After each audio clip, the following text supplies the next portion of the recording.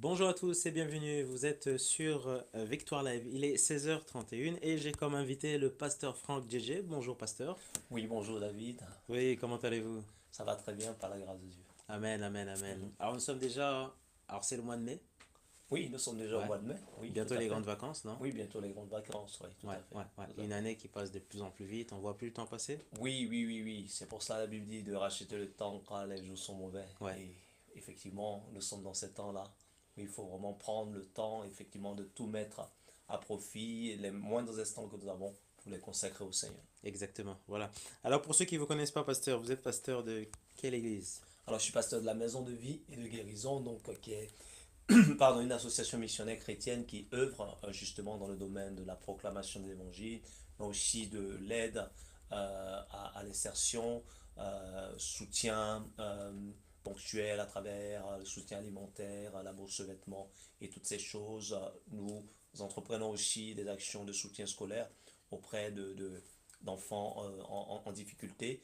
Et nous avons aussi une action en direction des hôpitaux, des prisons. Je suis moi-même actuellement aumônier en stage à la prison de Fresnes et nous travaillons dans ce sens. Voilà. D'accord, wow, bah ça fait beaucoup de choses pasteur, hein? Oh, ça fait pas beaucoup de Non? choses. Il y a Il y a encore une beaucoup de seule choses? vision. Il y a une seule vision. Je pense que le plus important, c'est ça. Le vision, du moins la vision qui est comme le moteur, le carburant qui porte toutes nos actions. C'est Matthieu 25, à partir du verset 45 à 46, où le Seigneur dit justement, j'étais en prison, vous m'avez visité. J'étais dans les hôpitaux de même, j'étais nu, vous m'avez vêtu, j'avais faim, vous m'avez donné à manger, et c'est cela. Nous pensons que l'évangile se décline aussi dans toutes ces dimensions-là. D'accord, ok. Alors pasteur, alors je rappelle que nous sommes dans l'émission Raconte-nous et nous avons un thème. Y a-t-il une différence entre la dîme et l'offrande? Alors avant de commencer, pasteur, eh ben, c'est quoi la dîme, c'est quoi l'offrande? Alors, la question elle est intéressante. Y a-t-il une différence entre la dîme et les offrandes? Oui, bien sûr, il y a une différence.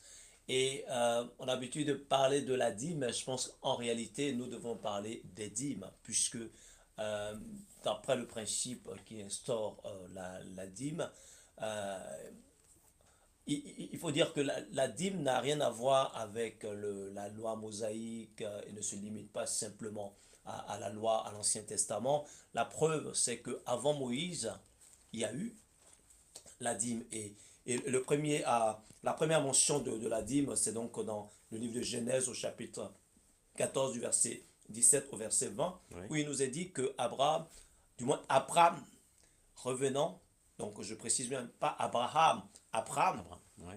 c'est-à-dire celui qui aspirait à la bénédiction, à cette génération que Dieu avait promise, revenant de la victoire des rois, a donné la dîme de tout le butin à un personnage qui apparaît pour la première fois, en ce moment-là qu'il n'apparaît plus, et on en reparle plus tard dans le Nouveau Testament, dans les livres des Hébreux, et on montre que c'est une préfiguration du Christ, celui qui n'a ni généalogie, ni ni commencement, ni fin. Et donc Abraham du moins, apporte la dîme de tout son butin à ce personnage-là qui le bénit. Donc il me semble que la dîme part d'abord d'un acte d'adoration, un acte de soumission, un acte d'obéissance. Et à partir de là, dans la distribution des propriétés dans la terre promise, Moïse, Dieu a demandé de mettre à part un peuple, notamment les Lévites, qui ne devaient pas avoir de part dans l'héritage, qui étaient disséminés et qui étaient affectés au service du temple. Et pour ces personnes-là, elle mis à part donc une dixième partie du revenu, de tout ce qui est rapporté, pour assurer justement non seulement le traitement du temple, mais aussi pour ces personnes-là. Donc, je crois qu'il faut replacer la dîme dans son contexte pour aujourd'hui voir quel est son sens, quelle est son utilité aujourd'hui. D'accord, Les offrandes, ouais, c'est comme son nom l'indique, il s'agit de quelque chose que nous offrons. d'accord. Autant la dîme a cette dimension à partir du moment où effectivement ça a été institué pour assurer le traitement de ceux qui s'occupent du temple et aussi de l'entretien du temple. Donc ça revêt désormais un caractère obligatoire, un caractère euh, important, impératif, parce que l'entretien du temple, l'entretien des hommes qui travaillent dans le temple en dépend. Oui. Alors, Voilà. Les pasteur, offrandes, oui, les par offrandes. définition, c'est libéral, c'est assez libre, c'est moins réglementé si on peut parler ainsi, de D'accord. façon raccourcie. Oui. D'accord, ok. Alors si je comprends bien, à l'église, il y a des charges. Voilà, donc il y a beaucoup de matériel au fait à payer. Et c'est dans l'offrande qu'on prend, on va dire, l'argent. Ça se passe comment?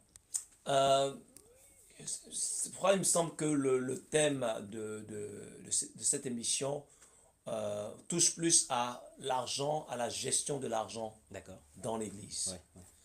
Parce que, en réalité, quand aujourd'hui nous faisons les comptes dans l'Église ou dans les églises, très peu, souvent, on se préoccupe de savoir est-ce que telle partie fait partie de la dîme, telle autre partie fait partie des offrandes. Oui, je sais qu'il y a certaines organisations qui fonctionnent comme ça Oui, et qui ont une affectation bien précise pour la d'accord. dîme. Ouais, Mais aujourd'hui, la réalité, c'est le défi financier. ouais. Aujourd'hui, l'Église est confrontée, pour la plupart du temps, nous ne sommes pas propriétaires de nos locaux, donc on a des charges locatives, Donc ça, c'est un on a problème. Ouais, on a tout ça, ouais, ouais. effectivement, à faire face. On a aussi un certain nombre d'actions que nous devons mener, j'en ai cité quelques-unes, qu'il faut couvrir.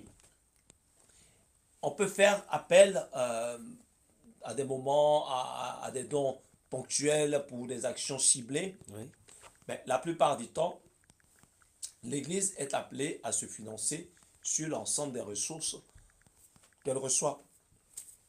Donc la réalité aujourd'hui, c'est celle-là. Donc la dîme ou les dîmes et les offrandes, aujourd'hui, font partie des ressources qui permettent aux églises, en tant qu'organisation, de fonctionner. La preuve en est que lorsque vous terminez une assemblée générale, vous devez produire un certain nombre de documents comptables, et dans les ressources figurent bien entendu les dîmes, les offrandes, et voilà. Donc ils sont appelés justement à couvrir l'ensemble des, des dépenses ouais, ouais. de, de l'année. Donc c'est cette réalité aujourd'hui à laquelle la question financière dans l'Église est confrontée. D'accord. Alors, pasteur, est-ce que c'est obligatoire ou pas? Est-ce que faire son offrande ou faire sa dîme, c'est une obligation? Si je peux Euh, pas, qu'est-ce qui se passe? euh, parlons de la dîme. Euh, je pense qu'il y a un passage qu'on n'a pas peut-être l'habitude d'évoquer, euh, qu'on n'a pas l'habitude de prendre. Et ce passage concerne justement la demande faite par le peuple d'Israël vis-à-vis du roi, du prophète Samuel pour demander un roi.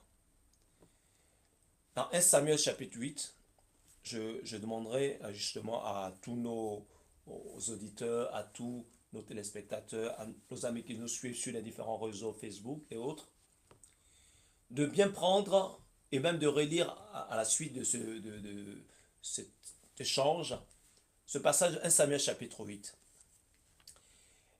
Et au verset 14 et 15, on peut aller jusqu'au 17, nous lisons ceci.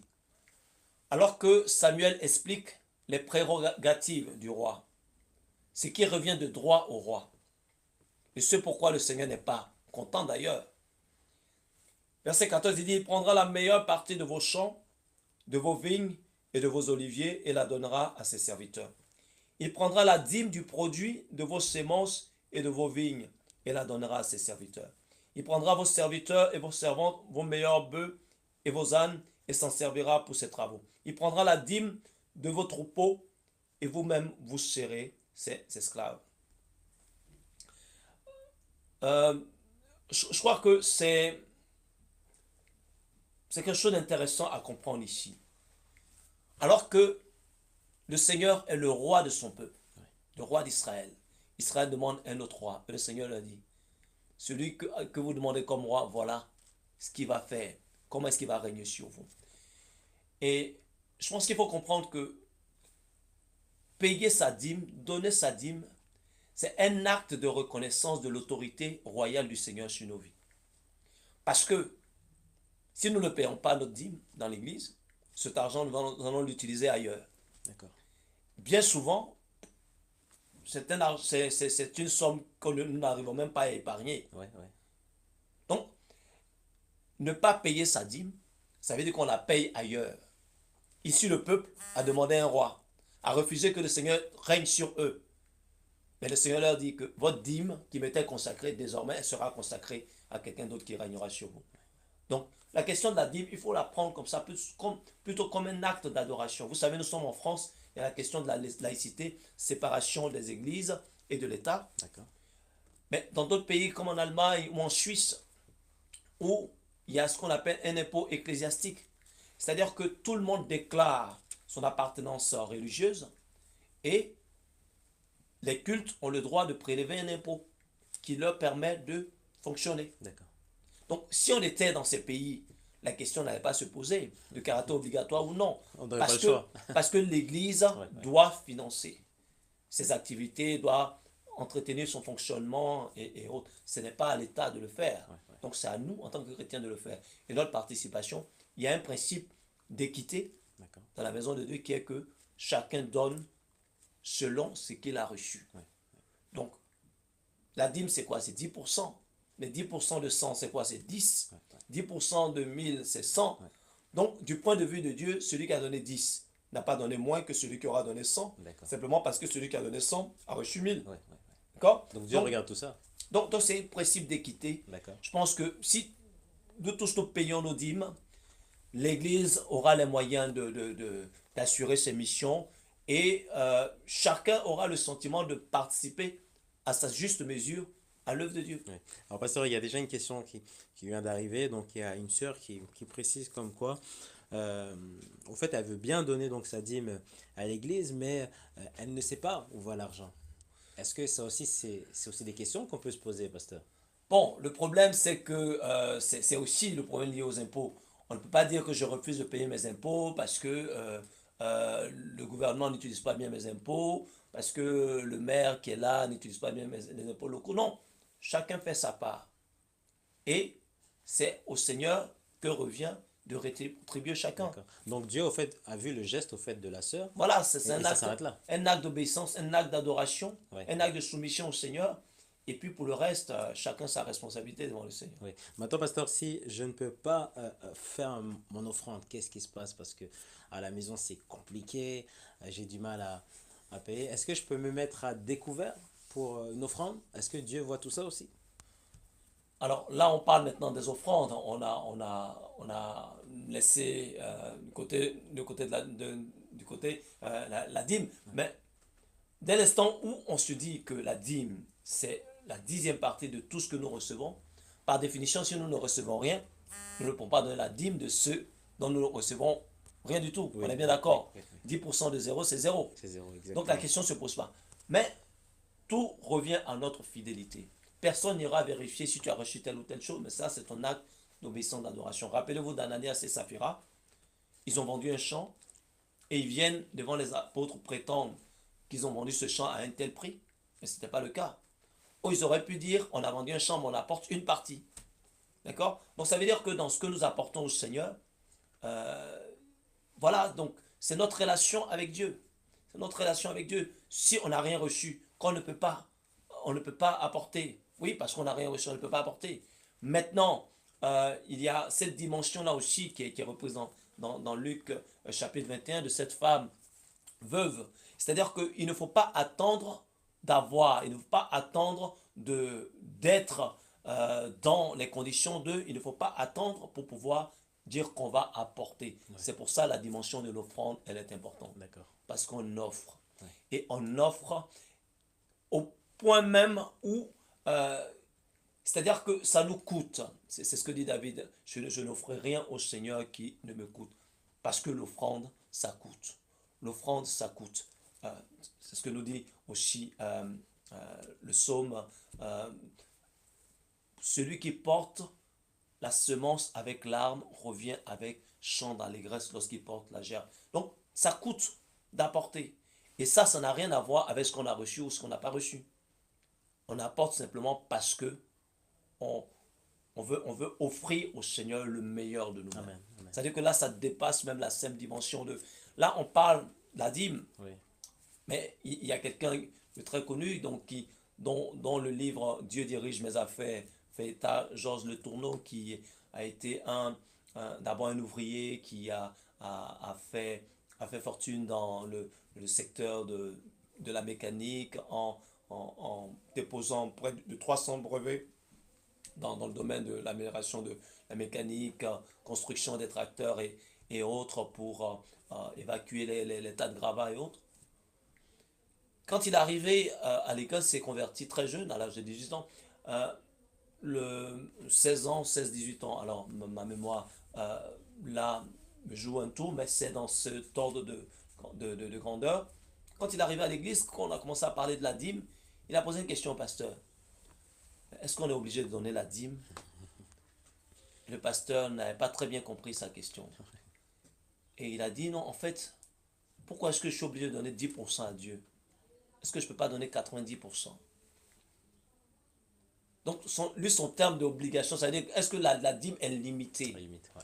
Non, c'est-à-dire que je connais des personnes et personnellement, je me dis que je ne rentre pas dans les calculs avec le Seigneur. Donc, euh, euh, très souvent, je pense qu'on doit mettre un point d'honneur, même aller au-delà de la dîme. C'est ce que le Seigneur dit justement dans Matthieu 23, que voilà ce que vous deviez pratiquer, d'accord, sans négliger le reste. C'est-à-dire que la dîme et les offrandes sont importantes, mais il y a d'autres choses qui rajoutent. C'est-à-dire qu'on doit être capable, comme il le dit, d'aller au-delà de la prescription des scribes et des pharisiens. Hein. Donc cet homme-là, le Tourneau, il consacrait 90% de ses revenus à l'œuvre de Dieu, dans les voyages missionnaires, dans toutes sortes d'actions qu'il faisait, qu'il pouvait mettre en place au sein de ses entreprises et autres. 90% consacrés à l'œuvre du Seigneur. Et il avait un leitmotiv, Matthieu 6,33, recherchez premièrement le royaume des cieux et sa justice, et le reste vous sera donné par-dessus. Aujourd'hui, il est classé parmi les 100 industriels qui ont compté dans ce siècle-ci et le siècle précédent. Pourquoi? Parce que Dieu l'a véritablement béni. Donc, il ne faut pas rentrer avec le Seigneur dans des sortes de négociations de oui, si je fais ci, le Seigneur va me faire ça, si je ne fais pas. Non, c'est d'abord un acte d'adoration, un acte d'obéissance, un acte de soumission à Dieu. Et quand nous sommes dans cette dimension-là, ce qui compte, c'est de faire plaisir au Seigneur. Et Dieu répond quand on fait plaisir. Pasteur, en tant que pasteur de votre église, la maison de vie de guérison, si admettons il n'y a pas d'entrée, qu'est-ce que vous faites? C'est un drame. C'est-à-dire que l'Église a démissionné de sa responsabilité. Nous, dans notre cas, pour l'instant, nous sommes dans une location d'une salle d'hôtel. Et le gérant, en l'occurrence, il ne connaît qu'une seule personne. Moi, en l'occurrence, qui suis allé négocier avec lui les tarifs. Il ne connaît pas l'assemblée, il connaît juste vous. Donc, c'est-à-dire que lui, ce qui est important, c'est qu'à la fin de chaque location, il a son dû. Il a son dû. Donc, c'est-à-dire que s'il n'y a pas d'entrée, c'est le pasteur qui doit trouver une solution pour faire face parfois même en puisant dans ses propres ressources. Et ça, c'est signe de démission de l'Église. Donc, il faut comprendre que l'Église a besoin de donner les moyens, de se donner les moyens et donner le moyen aussi à ses responsables d'accomplir la mission. Voilà. D'accord. Alors, entre parenthèses, pasteur, vous avez un projet. Donc, est-ce que c'est possible de nous parler de ce très grand projet? Voilà. Au-delà d'être un très grand projet, c'est un très très beau projet. Parce que c'est un projet qui est tourné vers la vie. Un projet qui est tourné vers le royaume de Dieu. Un projet qui est tourné vers le peuple de Dieu. Un projet qui est tourné vers l'Église. C'est ce projet de création d'un centre chrétien d'action missionnaire où nous pourrons mener toutes ces actions que nous avons évoquées, aussi bien l'action missionnaire. Nous avons très prochainement une de nos jeunes qui part, maintenant jeune femme mariée qui part en Côte d'Ivoire pour une action missionnaire. Dans le temps, elle a été à plusieurs reprises visiter les orphelins, visiter les prisonniers, les femmes accouchées en prison. Ouais. Et nous avons aussi régulièrement des actions que nous menons au sein de la Villa Renaissance, un hôtel social à Fontenay-aux-Roses, où nous faisons notamment du soutien scolaire, d'autres actions aussi tout au long de l'année. Et ce projet permettra donc de réunir toutes ces actions délocalisées. Bien sûr, on aura un espace polyvalent qui permettra de faire des cultes, permettra de faire des concerts, permettra de faire des conférences, permettra de faire, avoir des temps de formation pour le corps de Christ. Donc c'est un très très bon projet auquel je voudrais saisir l'occasion que vous me donnez ici pour inviter vos auditeurs à adhérer et adhérer de façon franche, de façon massive et de façon concrète. Vous savez, ce projet-là, quel que soit le montant que ça coûte, parce que pour faire les choses pour Dieu, ça demande effectivement de s'investir. 2 millions d'euros, ce n'est pas grand-chose. J'invite vraiment vos auditeurs à prendre le pas. 10 euros, 20 euros, 50 euros, chacun selon ses moyens, à le faire. Et ce projet deviendra une réalité pour le corps de Christ. Je dis toujours que ce n'est pas quelque chose qui concerne une église, mais c'est quelque chose qui concerne l'église, grand E, le corps de Christ. Donc ça concerne tout le monde. Ça concerne tout le monde. Ouais, même si je fais pas partie de l'église, je suis concerné Même par si vous ce ne faites projet. pas partie de l'église, vous êtes concerné parce que vous portez le nom du Seigneur. D'accord. Pasteur, si je participe donc à ce bâtiment, est-ce que c'est une offrande? Est-ce qu'on peut le voir comme ça? Justement, ça participe de l'ordre de l'offrande. D'accord. L'offrande et les libéralités vont de pair. Et c'est justement cette libéralité dont il est fait mention dans 2 Corinthiens 9 du verset 4 au verset 13, où il parlait justement de l'assistance apportée aux saints, où il dit que chacun donne librement comme il a résolu dans son cœur, sans contrainte, car Dieu aime celui qui donne avec joie. Donc, pour un projet comme celui-là, il n'y a pas de contrainte, il y a simplement la libéralité exercée. Voilà. Ce n'est pas le cas pour la dîme, je suis obligé de le préciser, parce que la dîme nous envoie à nos responsabilités. Soyons responsables vis-à-vis des finances dans l'Église et donnons à l'Église les moyens d'accomplir ses missions. Oui. Alors, pasteur, avant de clôturer cette émission, est-ce que vous avez d'autres choses à rajouter? Il y a pas mal de personnes qui vous suivent en direct. Alors, sur la question des finances, je crois que le plus important, c'est d'être reconnaissant au Seigneur. Dans Psaume 50, verset 14, la Bible dit, offre en sacrifice au Seigneur des actions de grâce. Reconnaissant, est-ce que ça veut dire être vrai? Être vrai, Ouais. dans le sens où on sait d'où nous vient tout ce que nous avons. C'est ce que nous dit le Proverbe 3, à partir du verset 7. Reconnais le Seigneur dans toutes tes voies. Et il poursuit par dire, honore le Seigneur avec tes biens, avec les prémices de tes revenus.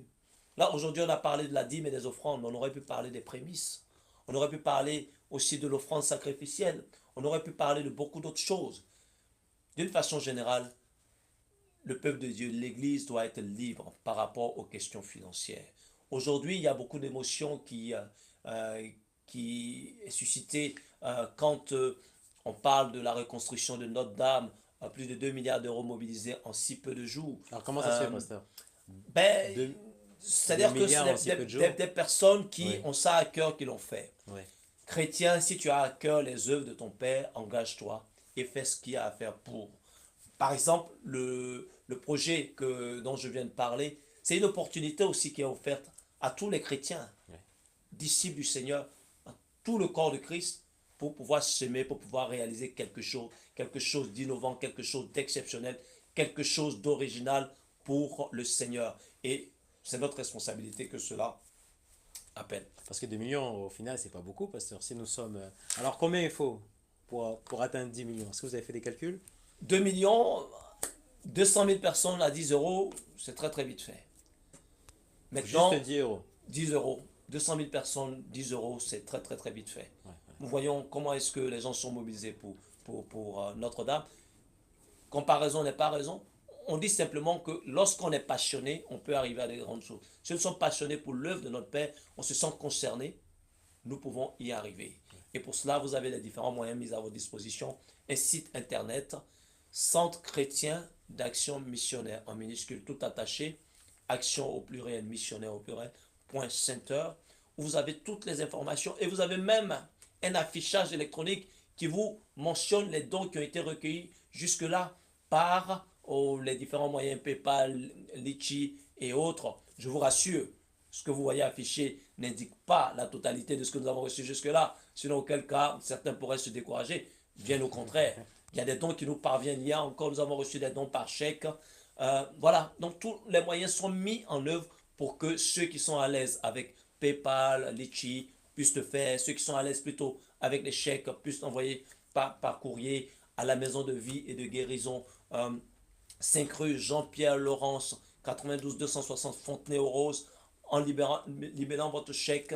Et si vous souhaitez préciser une date d'encaissement, précisez-le. En tout cas, nous avons jusqu'à fin juin pour recueillir tous les dons pour être à ce rendez-vous pour l'acquisition de ce bien. Ouais. Est-ce que, pasteur, pour finir, pour revenir sur les offrandes et sur la dîme, est-ce que le corps du Christ est carrément absent, c'est-à-dire on ne se soutient pas? Euh, On a l'impression que chacun est de son côté, alors que non, pas du tout. Il faudrait sortir, non? il faudrait sortir, il faudrait apprendre à provoquer les choses. C'est ce que nous dit Proverbe 18, verset 16. Il nous dit, les présents d'un homme lui ouvrent la voie et lui donnent accès auprès des grands. C'est-à-dire que je dis souvent aux gens, de la même manière dont on peut provoquer artificiellement, scientifiquement la pluie, de la même manière aussi, on peut provoquer spirituellement la bénédiction spirituelle. C'est-à-dire Ouais, que amen. ton offrande t'ouvre la voie, ton engagement t'ouvre la voie. Ce que tu apportes comme une semence dans, par exemple, dans ce projet de bâtiment dont vous voyez ici les enveloppes derrière nous ici, ta semence pour le royaume de Dieu. Et c'est ce que le tournoi a dit en reprenant Matthieu 6,33. Recherche premièrement le royaume des cieux et sa justice, et le reste vous sera donné par-dessus. Cette semence-là, elle sera fructueuse parce qu'elle sera semée dans la bonne terre. Et comme l'a dit le Seigneur, un grain en donnera 100, un autre 60 et un autre 30. Amen. Merci beaucoup, pasteur Franck. Je vois que vous êtes vraiment très, très, très actif sur la maison de vie et de guérison. Et vous dites un verset et tout de suite le verset est disponible. Est-ce qu'il y a une équipe derrière qui travaille?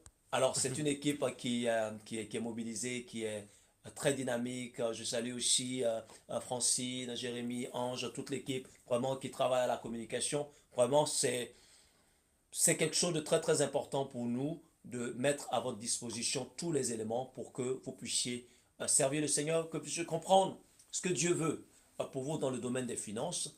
La question des finances ne doit pas être tabou dans l'Église parce que justement c'est un moyen que le Seigneur nous donne pour prendre nos responsabilités mais aussi pour être béni. Parce qu'il dit dans Luc 6, verset 38 que donner il vous sera donné.